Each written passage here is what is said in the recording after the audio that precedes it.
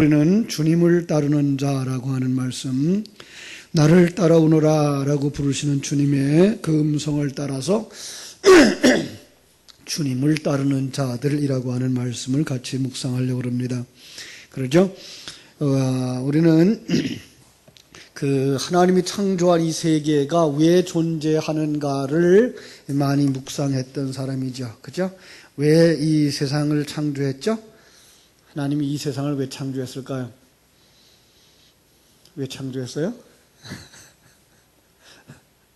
그 속에서 자기 백성을 만들어 가시려고, 자기 백성을 만드시는 시간과 공간 세계로 만드셨다. 그러니까 자기 백성을 만드는 공장이고, 자기 백성들을 재련하는 재련소고, 자기 백성들을 훈련시키는 훈련장이다라는 거예요. 그래서 히브리서 12장 8절은 그렇게 말하죠.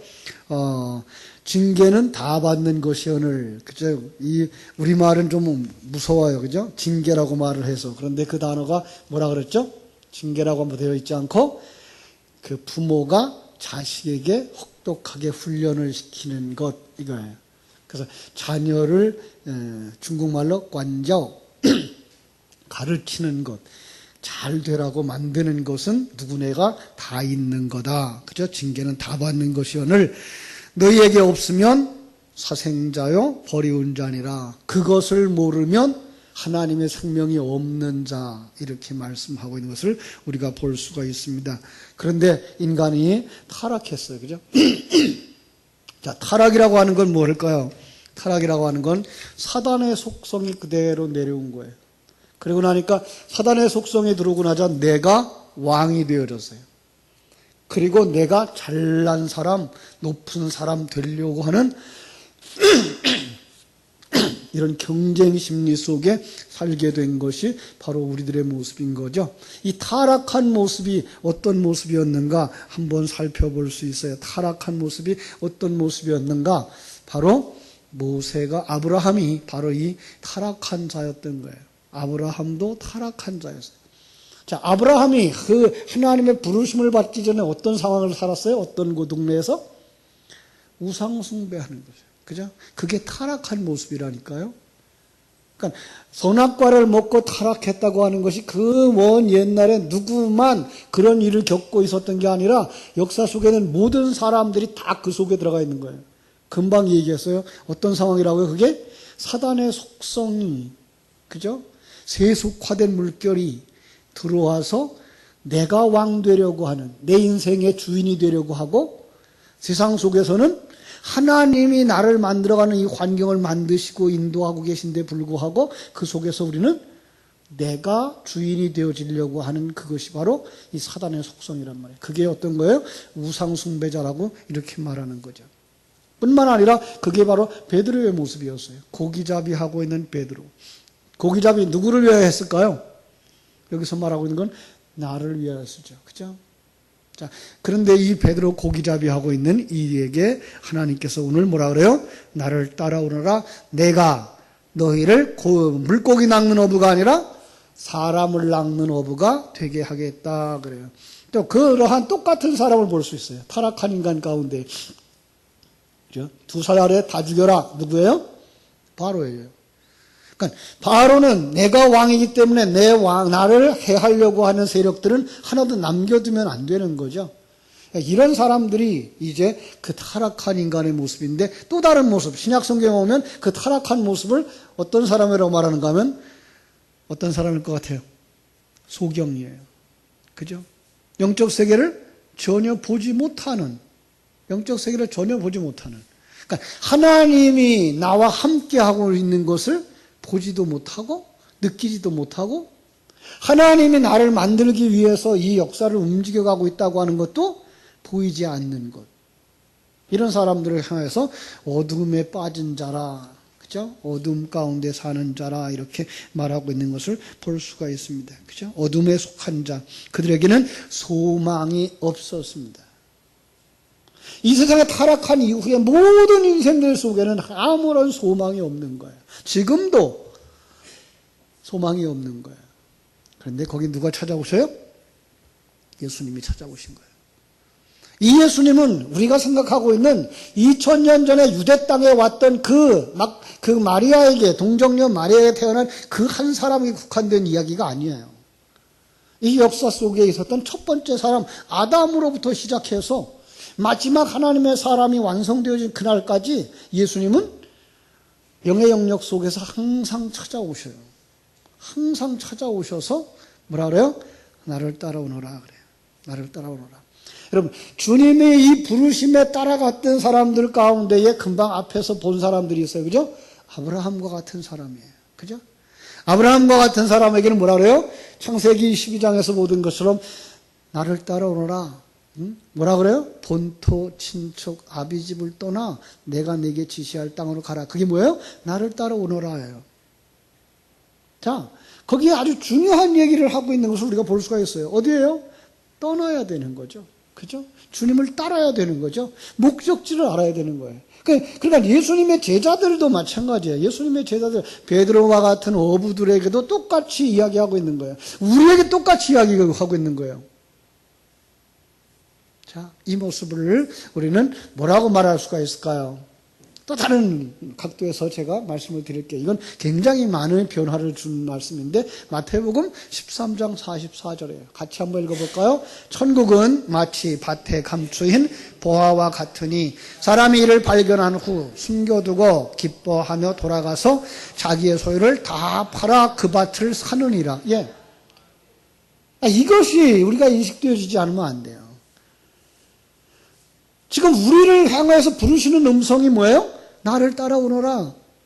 본토 친척 아비집을 떠나 내가 내게 지시하는 땅으로 가라 라고 말씀하시는데 이게 어떻게 우리에게 들려와요? 바로 이 모습으로 들려오는 거예요. 놔두고 발견한 그건 놔두고 가서 뭐예요? 자기 걸 다 팔아 이거예요.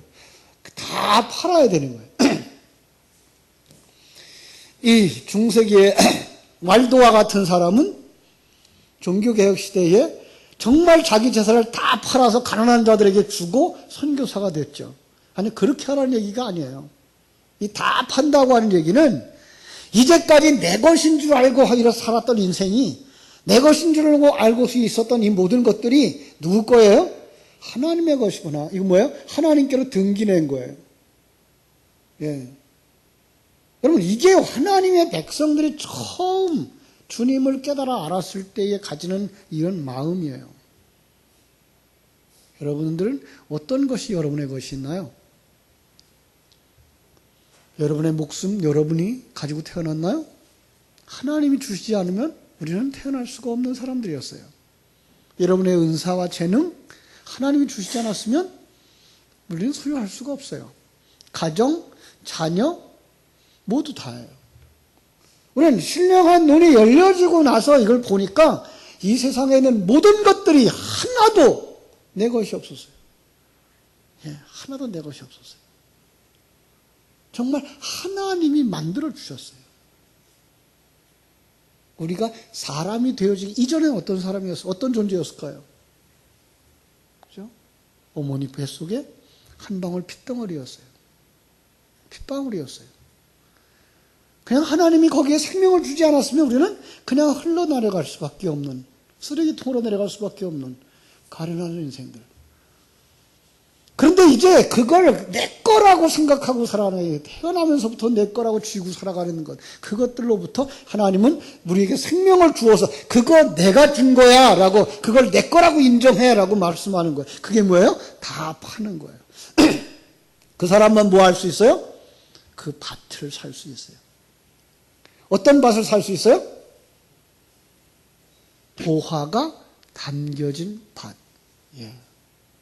그리스도가 담겨져 있는 예수. 예. 진리가 담겨져 있는 성경. 바로 그것을 가질 수 있는 거예요. 아, 이 세상에 있는 모든 것들 속에는 뭐가 담겨져 있어요? 진리가 담겨져 있구나. 이걸 깨달아 아는 게 뭐예요? 그 밭을 사는 거예요.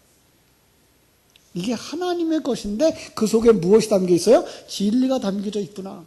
이걸 우리에게 가르쳐주고 있는 것을 우리가 알 수가 있어요. 그렇습니다. 이런 사람들에게 오늘 말씀하십니다.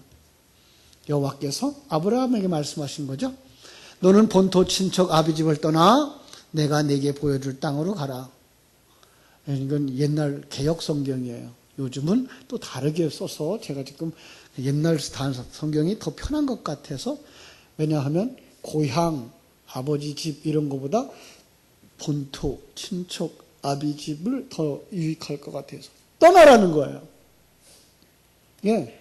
여러분은 오늘 우리들에게 요구하고 있는 이 떠나라고 하는 것, 무엇을 떠나라고 하는지 말씀 아십니까?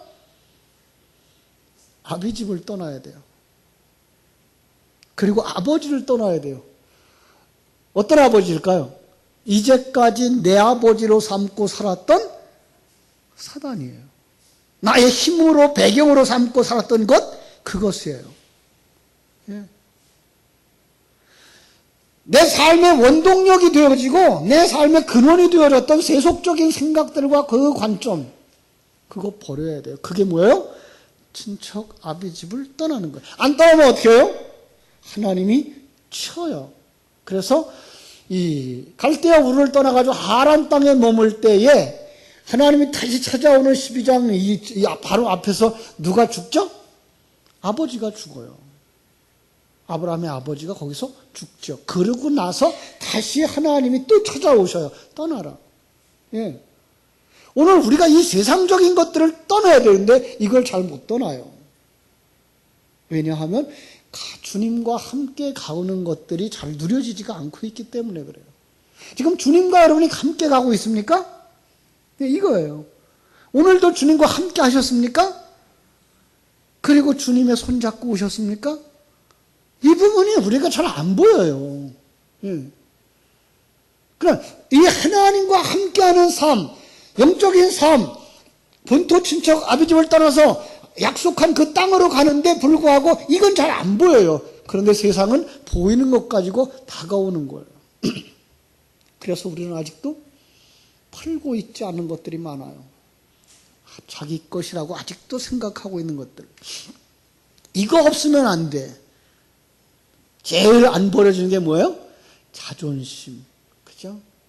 제일 안 버려지는 게 뭐예요? 물질에 대한 애착. 이런 것들이 참 안 버려져요. 그리고 마땅히 떠나야 될 자리에 떠나지 못하고 있는 것들. 여러분, 이거 버려야 될 것 버리고 떠나야 될 곳을 떠나지 아니하면 우리는 어떤 사람이 되는가 하면 이런 모습이에요. 베드로전서 2장 22절에요. 한번 같이 읽어볼까요? 속담에 이르기를 개가 그 토하였던 것에 돌아가고 돼지가 씻었다가 더러운 구덩이에 도로 누웠다. 이걸 새벽마다 요즘 공부하고 있는 갈라디아서에서는 뭐라 그러죠? 다른 복음으로 돌아갔다라고 얘기하죠. 예. 그렇게 예수 생명으로 성령으로 말미암아서 너희들이 하나님이 함께하는 줄을 알고 하나님이 너희들을 만들어가는 줄 알고 하나님 주시는 환경 속에서 평강을 누리고 기뻐하며 감사하며 사랑하며 살더니 유대로부터 내려온 어떤 사람들이 그것만이 전부가 아니야. 그건 믿음으로 구원받는 거 맞아. 그런데 너희들이 이 땅에서도 복을 받는 거야. 그리고 천국에서도 상을 받아야지. 여러분, 지금까지 우리가 많은 설교 속에서 그거 들었죠. 그러면 우리는 뭘 본다고요? 그러면 다시 남보다 나은 생활을 추구하기 시작해. 경쟁 속으로 들어가요. 비교 속으로 들어가요. 심지어는 천국에 가서 나는 남보다 더 큰 상을 받아야지라는 생각을 가지고 들어가요. 그 사상 자체가 뭐라고요? 이 개가 토하였던 것이라고요. 돼지가 누웠던 자리라고요. 일반 종교적인 색채라고요. 근데 우리는 그리로 속히 돌아가요. 왜? 그게 보이거든요. 그리고 달콤하거든요.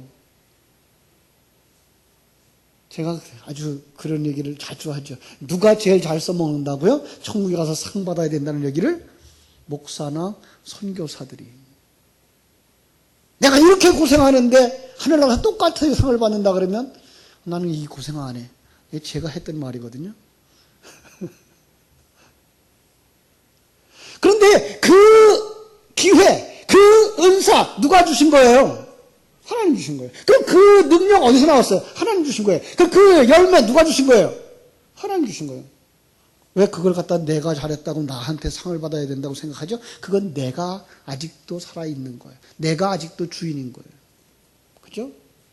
여러분, 이러한 모습이 바로 아브라함의 일생 속에서는 어떤 이야기인가 하면은 사레를 바로에게 시집 보내는 꼴이에요. 그럼 왜 사레를 바로에게 시집 보냈죠? 사레가 원했어요? 아니에요. 아니, 바로가 원했어요? 여기 중요한 거는 뭔가 하면 이 아브라함과 사레가 한 몸이에요. 나예요. 내 속에 하나님의 약속을 붙잡고 있는 아브라함인 세 사람이 있고 내 속에 사레가 있는 거예요. 예. 그러니까 그 남쪽으로 내려갈 때 남쪽이 시험당하는 곳이라고 그랬어요. 하나님의 백성이지만 연단받는 곳인데 거기 내려갔을 때에 누구와 같아지고 싶은 거예요. 누구와 짝하면 그 사람 거에 내 거예요? 바로와 짝하면 그 사람 거에 내 거야 돼요. 예. 이게 아브라함의 마음이에요. 이게 우리의 마음이에요. 그래서 다시 경쟁 속으로 들어가는 거예요. 제자들은 또 얘기하죠. 누가 크냐? 예. 누가 천국에 가서 상을 받을 거냐? 누가 하나님 우편에 앉을 거냐? 이게 바로 다른 복음이에요. 이게 세상적인 논리거든요. 그러다 보면 가룟 유다 같은 사람은 어떻게 돼요? 예수님을 팔아먹죠. 베드로는 어떻게 돼요? 예수님을 부인하죠. 여러분, 이 자리에서 돌아오지 않으면 우리는 큰일 나요. 회개하지 않으면 영원히 죽어요. 예. 여러분, 우리가 신앙생활이 여러분 그냥 해도 되어지고 안 해도 되어지는 것 같으면은 내버려둬도 돼요. 그러나 하나님의 생명을 추구하지 아니하면 그가 교회를 아무리 오래 다녔어도 아무리 많은 봉사를 했어도 주님이 뭐라 하신다고요? 마태복음 7장에서 나는 내가 누군지 몰라.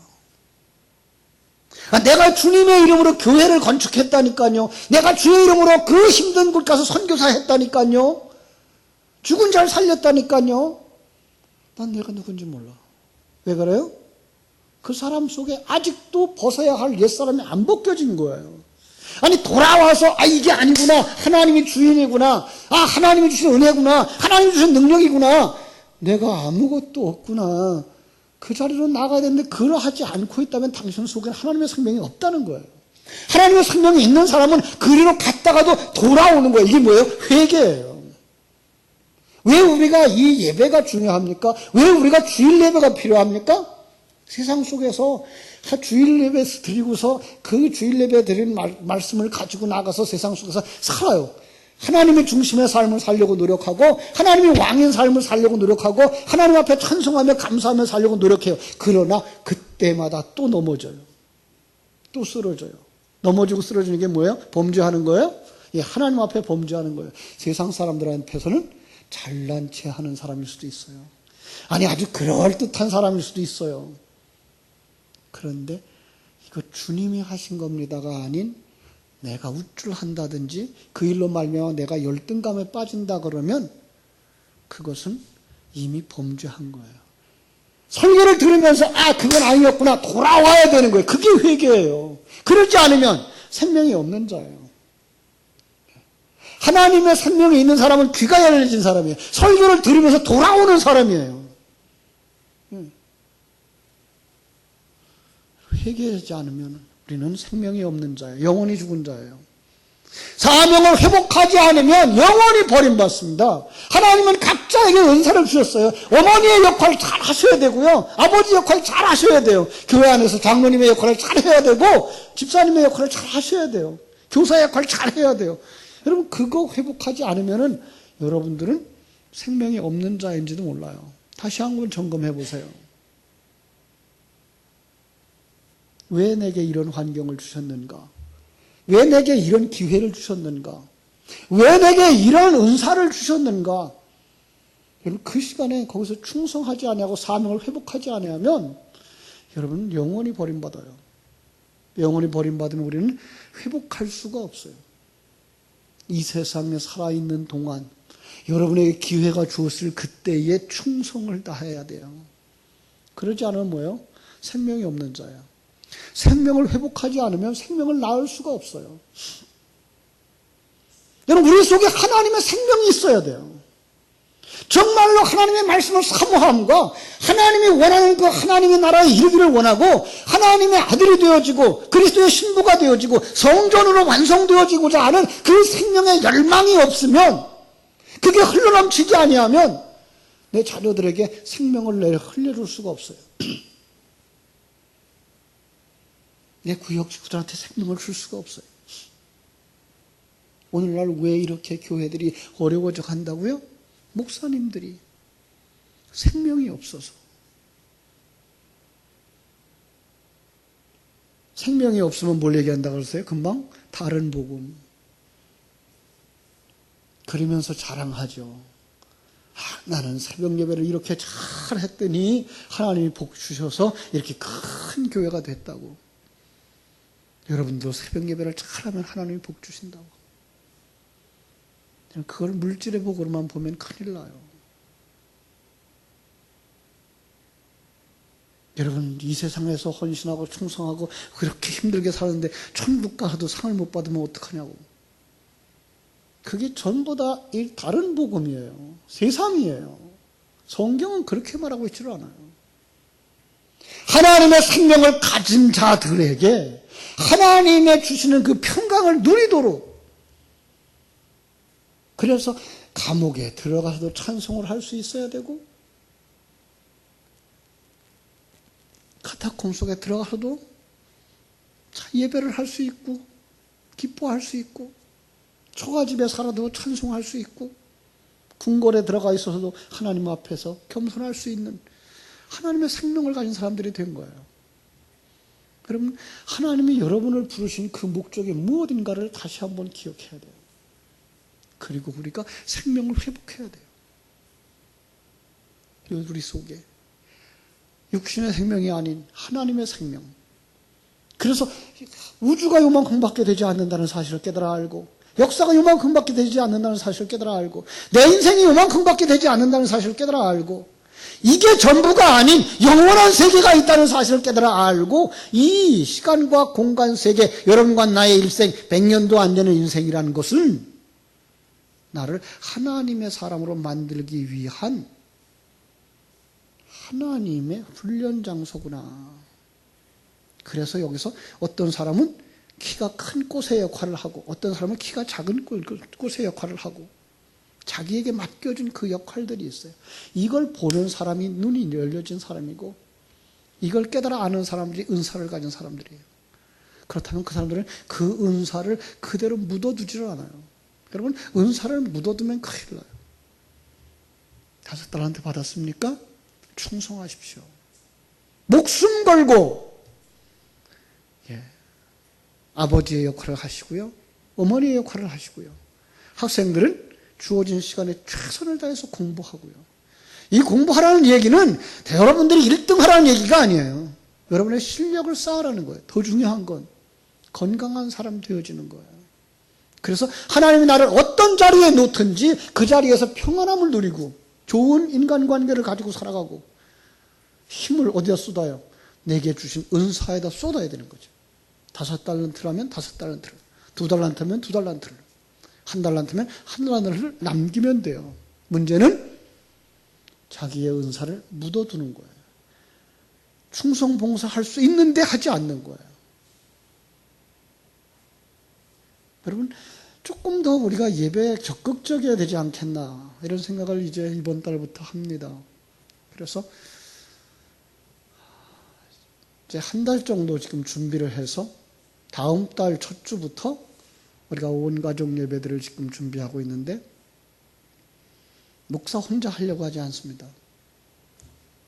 온 성도들이, 예배위원들이, 예배부장님과 또 우리 각 부장님들과 전도사님들과 그리고 각 기관들의 주일학생들, 청년들이 예배를 이끌어가고 예배를 만들어가는 예배.